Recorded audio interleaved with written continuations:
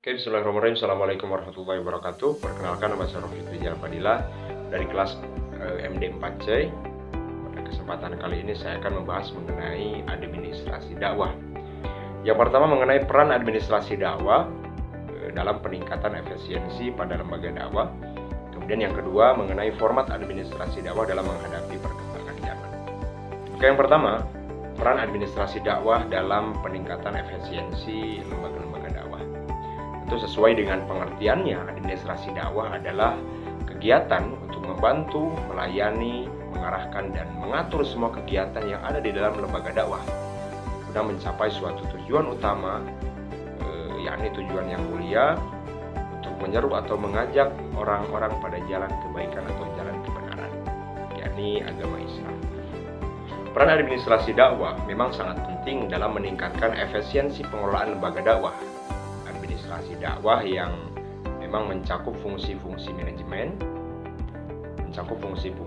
yang pertama organizing, kemudian planning, controlling, dan actuating, dalam rangka menjalankan kegiatan dakwah dengan efektif dan efisien.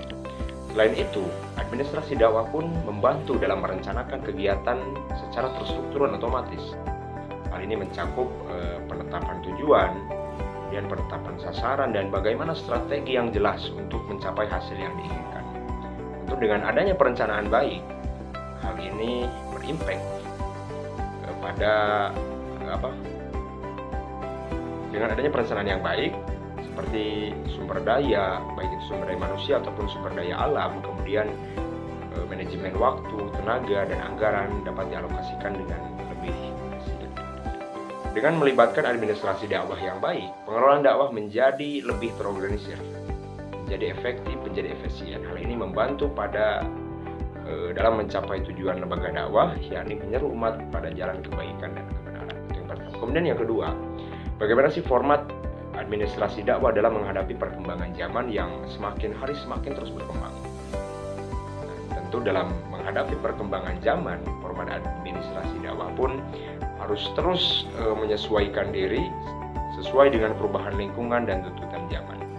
Karena kalau tidak terus berkembang, menyesuaikan dengan perkembangan zaman, maka tidak akan sesuai dengan antara administrasi dakwah dengan zaman, akan ketinggalan. Dengan penggunaan teknologi informasi menjadi sangat penting dalam administrasi dakwah.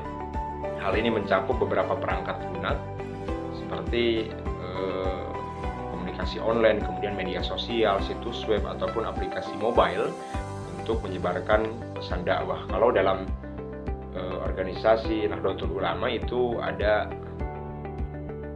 aplikasi NU online, itu seperti itu contohnya. Format administrasi dakwah pun perlu mengintegrasikan teknologi informasi agar dapat memanfaatkannya secara efektif dalam pengelolaan dan penyebaran dakwah. Selain itu, administrasi dakwah pun perlu terbuka, perlu bereksplorasi dengan media-media yang baru muncul seiring dengan perkembangan teknologi. Selain memanfaatkan media tradisional seperti buku ataupun ceramah, format administrasi dakwah pun dapat memanfaatkan media seperti penggunaan media sosial. Itu dengan memanfaatkan media baru, pesan dakwah dalam lembaga-lembaga dakwah dapat disampaikan dengan cara yang menarik dan relevan bagi audiens masa kini. Jadi audiens itu tidak akan merasa jenuh dengan pesan-pesan dakwah yang disampaikan. Mungkin cukup itu saja yang dapat saya sampaikan. Kurang lebihnya saya mohon maaf. Khairul kalam. Assalamualaikum warahmatullahi wabarakatuh.